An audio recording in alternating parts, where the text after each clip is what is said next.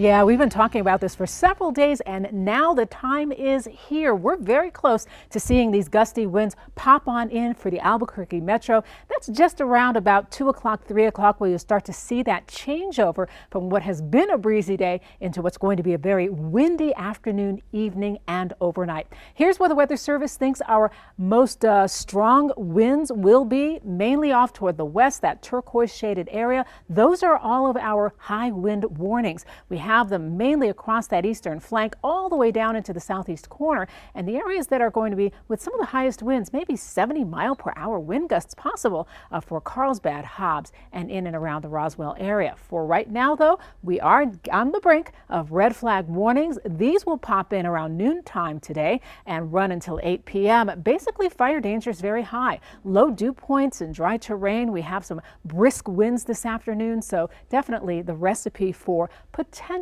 wildfires to spark. So we ask everyone to use extreme caution when we have these kind of conditions. Our wind gust forecast is fairly calm for the morning and midday hours, but as we move on in through 12 o'clock to 5 o'clock, that's when we're going to see that change. A lot of us will be gusting by 5 o'clock, that drive time home, so blowing dust will make driving conditions a little bit challenging, to say the least. And then when we get into tonight's forecast, 11 o'clock and beyond, those wind gusts really ramp up. Some areas could see 60, 70-mile-per-hour wind gusts, not out of the question, and we're going to keep these winds around into the early morning hours. I'll be back to tell you what is going to change once this front moves on through and how we'll fare going into the weekend.